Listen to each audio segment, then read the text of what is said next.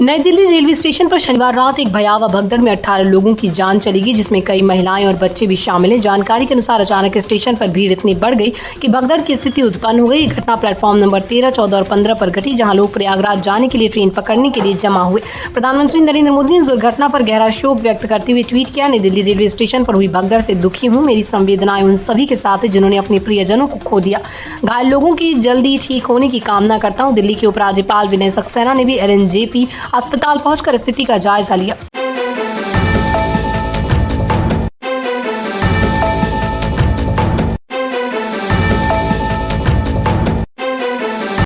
America से 116 भारतीय अप्रवासी शुक्रवार रात अमृतसर अंतर्राष्ट्रीय हवाई अड्डे पर पहुंचेगी। अमेरिका के राष्ट्रपति डोनाल्ड ट्रंप की नीति के तहत अवैध अप्रवासी विरोधी अभियान के तहत प्रत्यर्पित किया गया दूसरा बैच है। ये विमान 11:30 बजे रात को हवाई अड्डे पर पहुंचा, जबकि पहले 10 बजे की अपेक्षित समय था। उनमें से अधिकांश अप्रवासी पंजाब, हरियाणा और गुजरात से। इस बैच में पंजाब के 65, हरियाणा के 33 और गुजरात के 8 लोग शामिल हैं।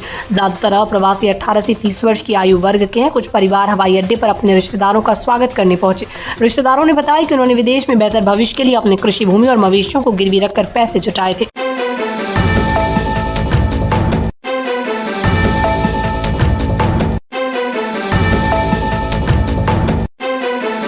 राष्ट्रपति द्रौपदी मुर्मू आज दिल्ली की मेजर ध्यानचंद नेशनल स्टेडियम में आदिव महोत्सव 2025 का उद्घाटन करेंगे। यह महोत्सव 16 से 24 फरवरी तक आयोजित किया जाएगा, जिसमें भारत के विभिन्न आदिवासी समुदायों की समृद्ध सांस्कृतिक धरोहर को प्रदर्शित किया जाएगा। यह कार्यक्रम आदिवासी सहकारी विपणन विकास महासंघ द्वारा आयोजित किया जा रहा है। इस महोत्सव में 600 से अधिक आदिवासी कारीगर, 500 से ज्यादा कलाकार और 25 आदिवासी खाद्य स्टॉल शामिल होंगे, जो 30 से ज्यादा राज्यों और केंद्र शासित प्रदेशों की विविध परंपराओं को प्रदर्शित करेंगे। इस आयोजन में श्रीलंका और इंडोनेशिया से भी प्रतिनिधि शामिल होंगे।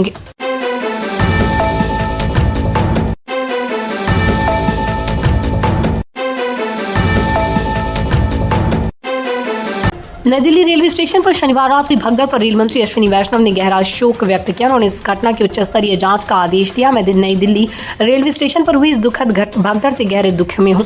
मेरी प्रार्थनाएं उन सभी के साथ है जिन्होंने अपने प्रियजनों को खो दिया। पूरी टीम इस त्रासदी से प्रभावित लोगों की सहायता में जुटी हुई। रेल मंत्री ने घटनास्थल पर चल रहे राहत कार्यों की जानकारी दी और बताया कि 4 विशेष ट्रेनें चलाने का निर्णय लिया गया ताकि स्टेशन पर भीड़ को कम किया जा सके। दिल्ली पुलिस और रेलवे सुरक्षा बल मौके पर पहुंच चुके हैं और घायलों को अस्पताल पहुंचाया गया।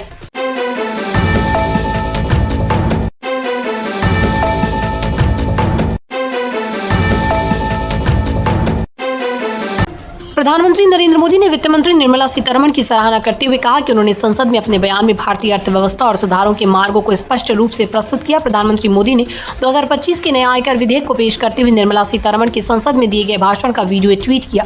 इस नए विधेयक का उद्देश्य आयकर व्यवस्था को सरल और पारदर्शी बनाना है। नया आयकर विधेयक 622 पृष्ठों का है, जिसमें 536 धाराएं और 16 अनुसूचियां शामिल हैं।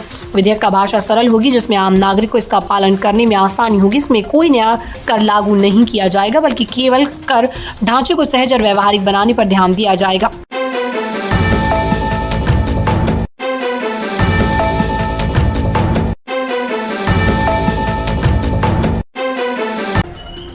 राष्ट्रीय जनता दल के अध्यक्ष और पूर्व रेल मंत्री लालू प्रसाद यादव ने महाकुंभ को लेकर बड़ा बयान दिया। उन्होंने कहा कि कुंभ बेकार, इसका कोई अर्थ नहीं है। लालू यादव के इस बयान ने एक नया विवाद खड़ा कर दिया। वहीं नई दिल्ली रेलवे स्टेशन पर हुए दुखद हादसे पर भी लालू यादव ने अपनी प्रतिक्रिया दी। उन्होंने कहा कि एक दुखद घटना है और हम मृतकों को श्रद्धांजलि अर्पित करते हैं। इस घटना के लिए रेलवे जिम्मेदार है। यह हादसा रेलवे की लापरवाही के कारण हुआ और रेलवे मंत्री को इसकी जिम्मेदारी लेनी चाहिए। नई दिल्ली रेलवे स्टेशन पर शनिवार रात हुए इस हादसे में 18 लोगों की मौत हो गई, जबकि 12 लोग गंभीर रूप से घायल हुए।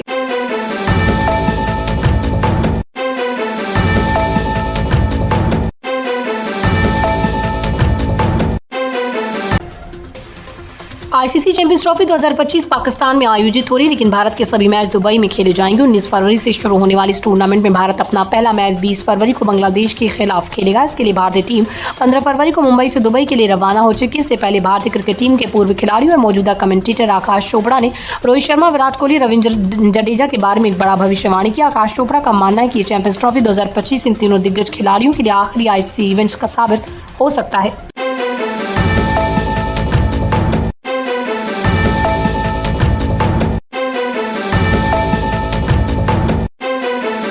टीम इंडिया इंडिया दुबई पहुंच चुकी है, जहां 2025 के चैंपियंस ट्रॉफी टूर्नामेंट की शुरुआत 20 फरवरी को बांग्लादेश के खिलाफ मैच से हुई। इस टूर्नामेंट में अब एक बड़ी खबर सामने है, जिससे क्रिकेट प्रशंसकों की चिंता खत्म हो गई। चैंपियंस ट्रॉफी जो 19 फरवरी से पाकिस्तान में शुरू हुई, इस बार हाइब्रिड मॉडल पर खेली जाएगी। टीम इंडिया अपने सभी मैच दुबई में खेलेगी, जहां उसे पाकिस्तान और न्यूजीलैंड जैसी मजबूत टीमों के खिलाफ मुकाबला करना है। पहले 3 फरवरी को आईसीसी ने टीम इंडिया के ग्रुप मैचों के टिकट ऑनलाइन बिक्री के लिए उपलब्ध कराए, लेकिन टिकट बहुत जल्द ही बिक गए, जिससे कई प्रशंसक निराश हो गए। टीम इंडिया का मैच 20 फरवरी को बांग्लादेश के खिलाफ शुरू होगा। उसके बाद 23 फरवरी को भारत पाकिस्तान का रोमांचक मुकाबला होगा।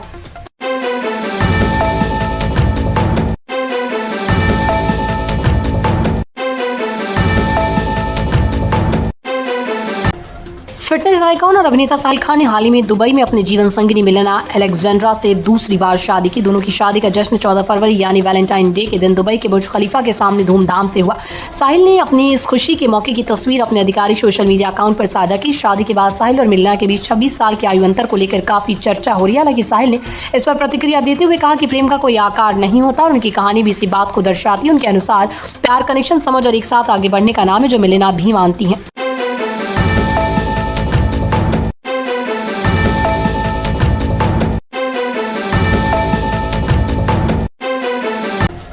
हाल ही में जब कार्तिक आर्यन की म्यूजिकल रोमांटिक फिल्म आशिकी का फर्स्ट लुक जारी किया गया, जिसमें वो श्रीलीला के साथ रोमांस करते हुए नजर आ रहे हैं। इस फिल्म का टीजर दर्शकों की भी जबरदस्त चर्चा का विषय बन गया।